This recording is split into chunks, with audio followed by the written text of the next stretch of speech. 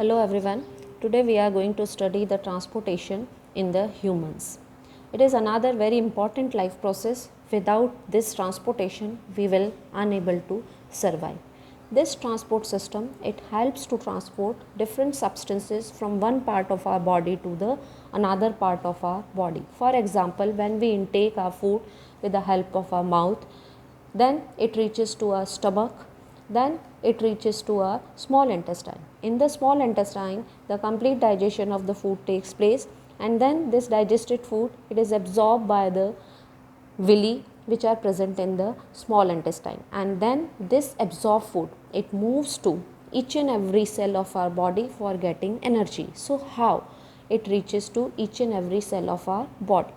Similarly, so many metabolic activities are taking place in our body. Due to those metabolic activities, so many waste products are formed. How these waste products they reaches to our kidney for their removal? So all this work, it is done by the process of transportation. So transportation, it is very important life process. Without this transportation, we will unable to survive. Transportation in humans, it is divided into blood circulatory system and the lymphatic system. First we will study about the blood circulatory system. Blood circulatory system, it is divided into blood, blood vessels and the heart. First we will study about the blood. Now this blood, this is also known as the fluid connective tissue. Blood is also known as the fluid connective tissue. Why? Because this fluid or this liquid, it is present in each and every cell of our body, and it connects each and every part of our body. So mainly the transport of all the substances, it is done by the blood. So that is why blood is very important and it is known as the fluid connective tissue. If we will see the composition of the blood, then blood have two components. The first component is the plasma and the second component of the blood is blood cells. Plasma, it is the liquid component of the blood. Plasma is the liquid component of the blood. Plasma covers nearly 50 to 60% part of the blood. In the plasma, different nutrients,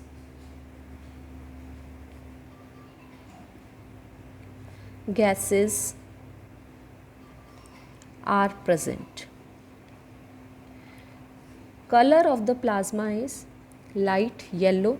So plasma is light yellow in color. It is the liquid. It covers 50 to 60% part of the blood. These blood cells, they are embedded in this liquid, that is plasma. Plasma have nutrients, gases in it. Now if we talk about the function of the plasma, then main function of plasma is that it helps to transport food. Food means the digested food.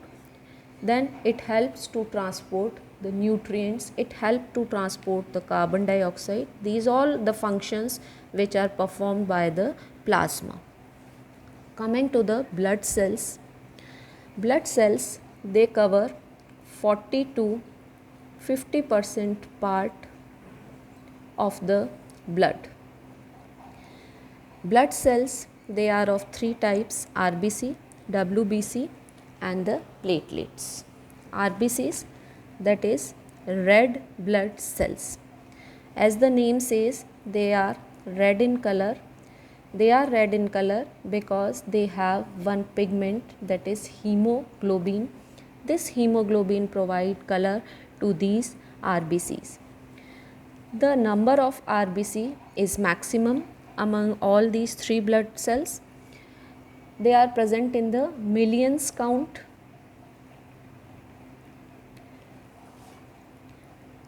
Shape of the RBC is circular in shape. One more important feature of these RBC, that they do not have the nucleus at the time of maturity. They do not have the nucleus at the time of their maturity. Main function of these RBC is that they transport oxygen. They help in transportation of the oxygen. Now, how they help in transportation of oxygen? So, these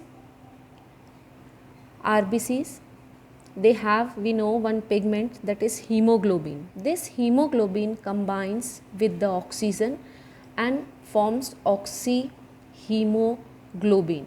So, in the form of this oxyhemoglobin, this oxygen is transported to each and every cell of our body for getting energy. Now, this absence of the nucleus, it is an adaptation for these RBCs, because when the nucleus is absent in their maturity, then they will have more and more area. If they have the more and more area, then they can accommodate more and more hemoglobin into them. If more and more hemoglobin can be accommodated in the RBCs, it will combine with more and more oxygen, and more oxygen will get transport. So, this absence of the nucleus is an adaptation for the RBC to transfer more and more oxygen to our body and to get more and more energy. The another type of the blood cell is WBC, that is white blood cells. White blood cells, they are less in number as compared to the RBCs. They are present in the legs. Their color is white. They do not have any pigment like hemoglobin in them. Their shape is irregular in shape, amoeboid shape, like amoeba is having irregular shape, the same shape they also have, but they have nucleus in them. The main function of these WBC is that they protects our body from the infections. They protect our body from the infections. It means they provide our body to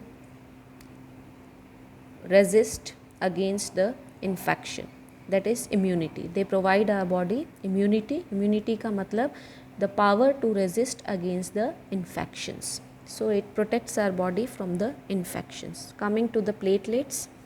Platelets are disc shaped cells. They also do not have nucleus in them.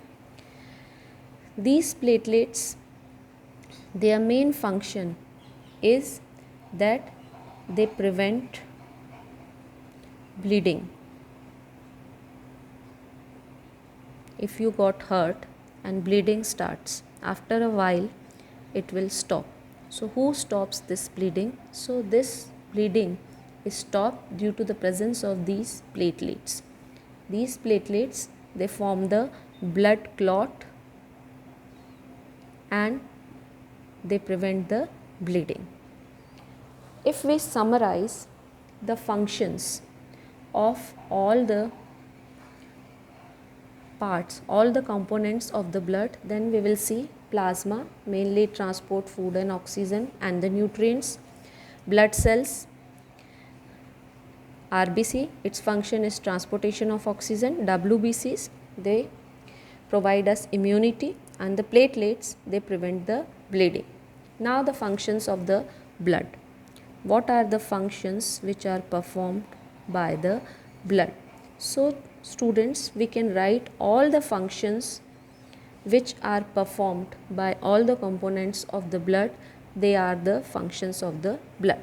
Like, first function of the blood, we can write that it helps to transport the nutrients, it helps to transport the dissolved gases, it helps to transport carbon dioxide, then it helps to transport oxygen, then it provides immunity, then it prevents bleeding. Then one more function we can write, that blood maintains our body temperature. Blood, it maintains our body temperature. Blood maintains our body temperature. It means what? We know that we are warm-blooded organisms and our body temperature remains constant It does not change according to the fluctuation of the environment, but it remain constant. So this constant body temperature, it is also maintained by the blood. How it is maintained, that we will study in the our next video. Thank you everyone. In the next video we will study the another component of the blood, that is blood vessels. Thank you.